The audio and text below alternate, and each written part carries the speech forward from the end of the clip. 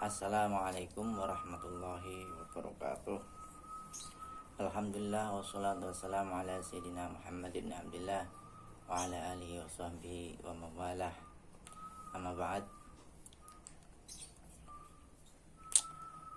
Seharian di rumah, tidak ada kegiatan, banyak kegiatan seperti hari-hari biasa, membuat bosan. Tapi mau tidak mau kita harus mengurangi aktivitas sehari-hari karena menurut mengikuti himbauan pemerintah khusus agar mengurangi kegiatan atau stay at home. Untuk mengisi kekosongan, saya ingin ngobrol-ngobrol soal masih seputar soal COVID, tapi kali ini untuk mencari alternatif baru dalam menangani COVID. Semua telah diupayakan baik oleh pemerintah, oleh masyarakat juga, semua telah dipatuhi. Masker, cuci tangan, mengurangi aktivitas setahun terakhir ini. Vaksin juga telah diberikan, tapi masih saja terjadi COVID masih saja belum usai. Kita telah berdoa juga dan obat juga telah diberikan vaksin. Sekarang saya ingin ngobrol soal alternatif lain. Kalau kita doa sendiri mungkin tidak dikabulkan, tapi mungkin kita bisa tawasul atau meminta wasilah kepada para orang-orang soleh, orang-orang suci. Semoga bala wabah ini segera berakhir, diangkat oleh Allah, sehingga kehidupan kita menjadi normal kembali, bisa beraktivitas, bekerja, beribadah, mengaji seperti biasa.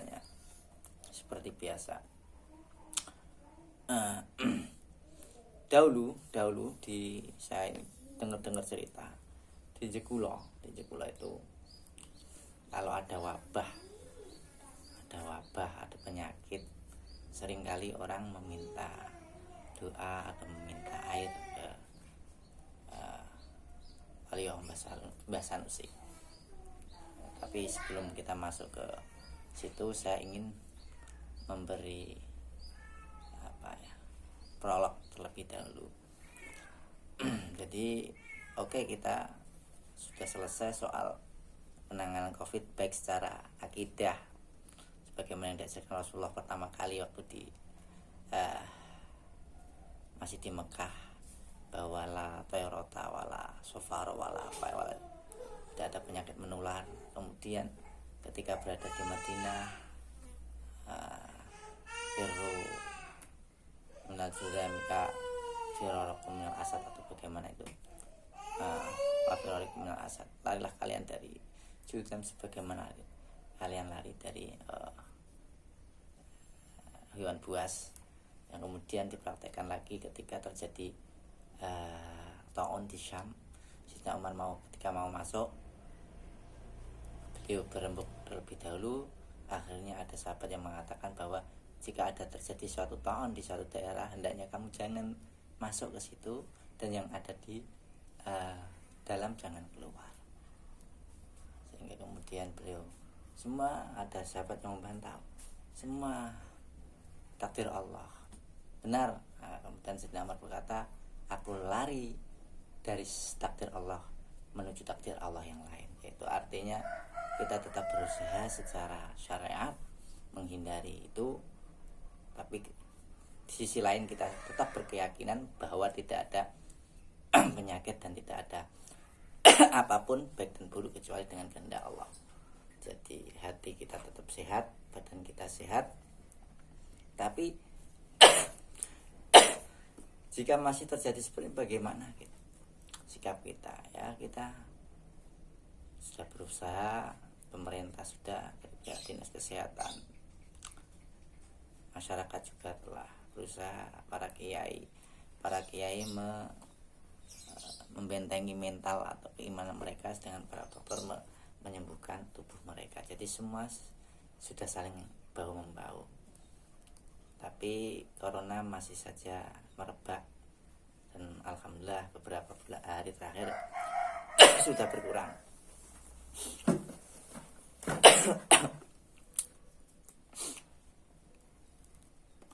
Dahulu ketika terjadi seperti itu, biasanya berwasilah kepada para, seperti Sayyidina Umar berwasilah kepada paman Nabi Sayyidina Abbas ketika terjadi takluk larang pangan tadi, tidak ada hujan, wasilah akhirnya turun hujan. Seperti juga disebutkan dalam kitab ini, saya menemukan ada seorang nabi yang bernama Nabi Daniel. Ini sangat ampuh sekali.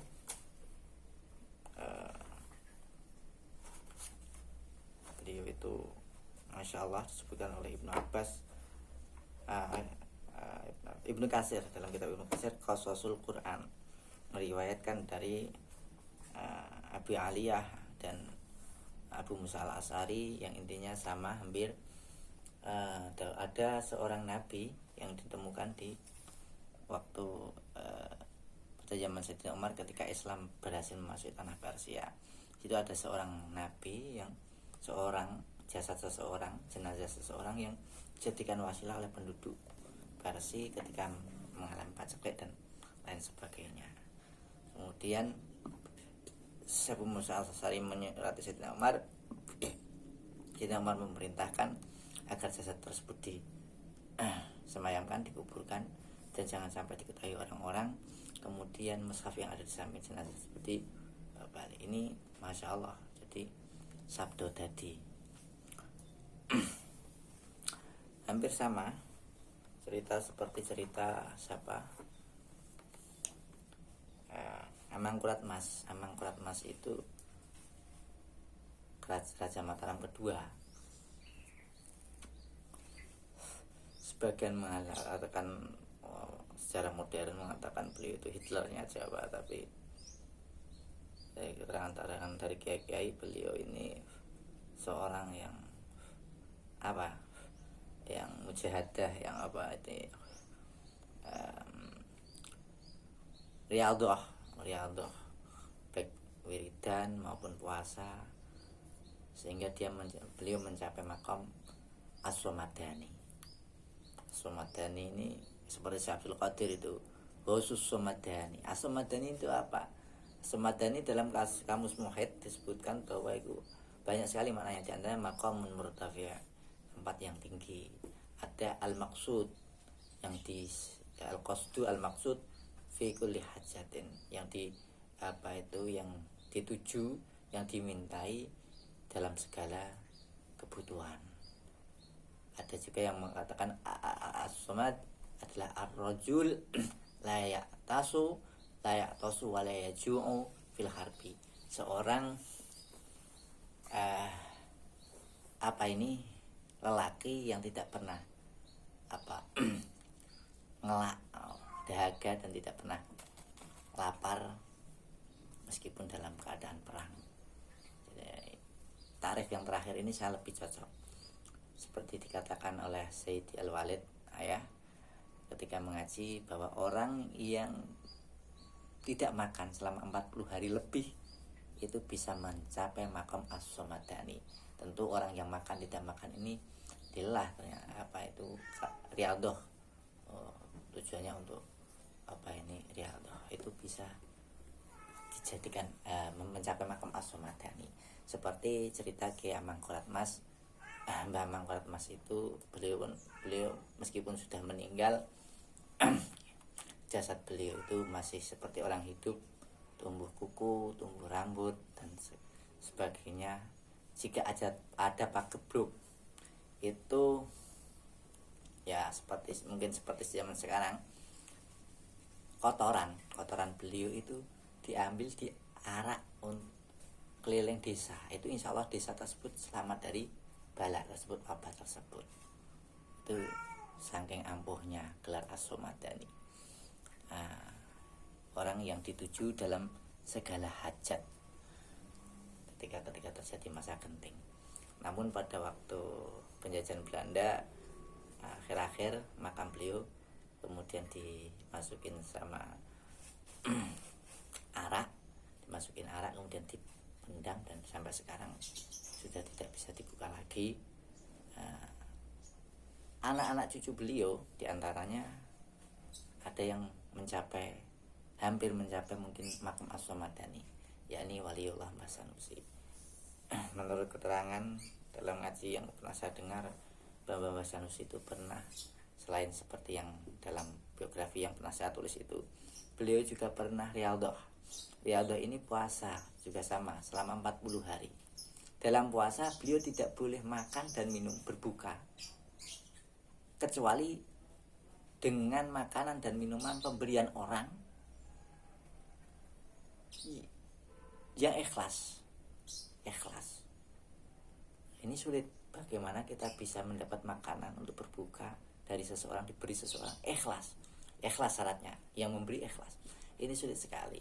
Dan itu terjadi ketika perjalanan beliau menuju tanah haram ketika berangkat haji pada waktu itu di tengah lautan.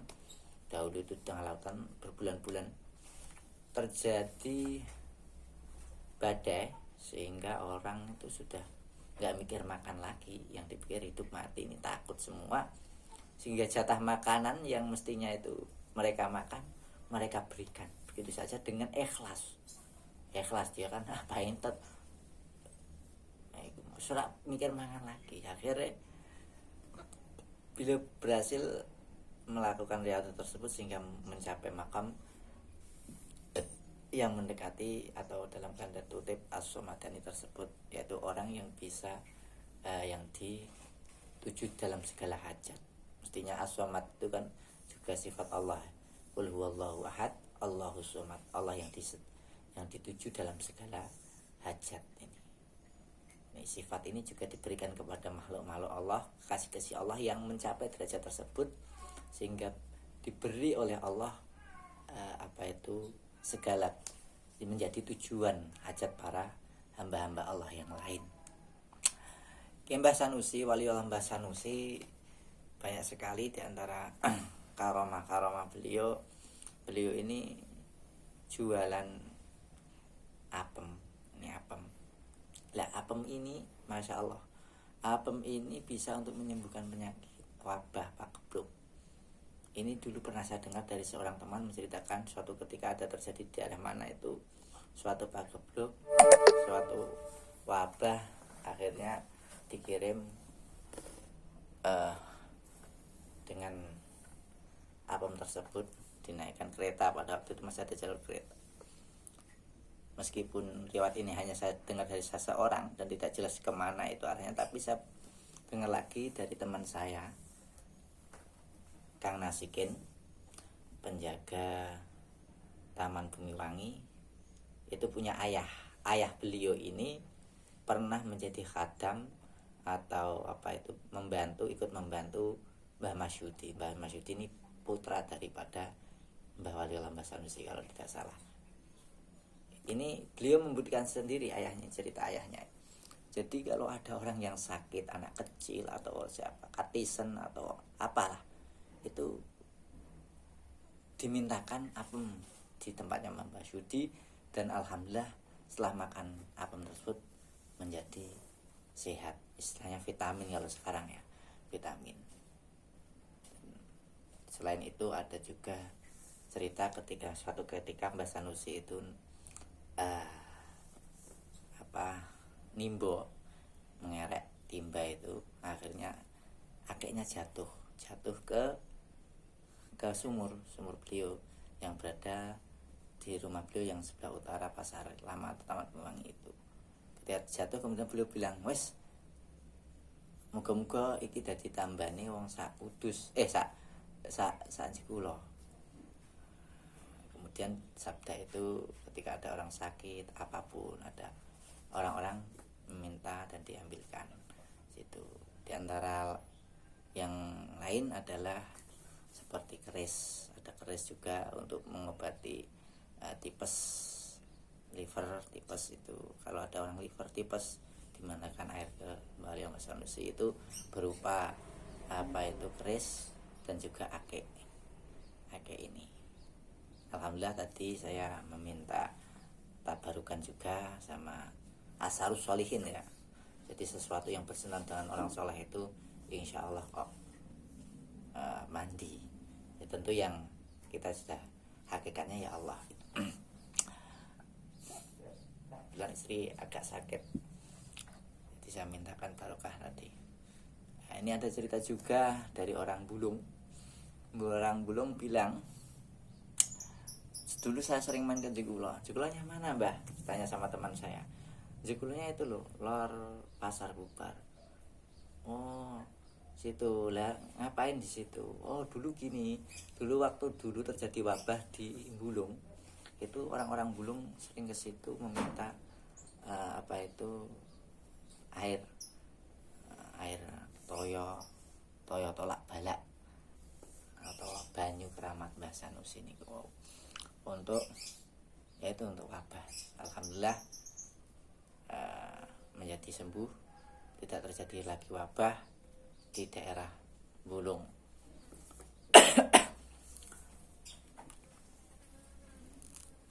dengan cerita semacam itu kemudian saya ini sebagai alternatif, menjadi alternatif kita ketika kita telah sudah melakukan sesuai prokes, masker,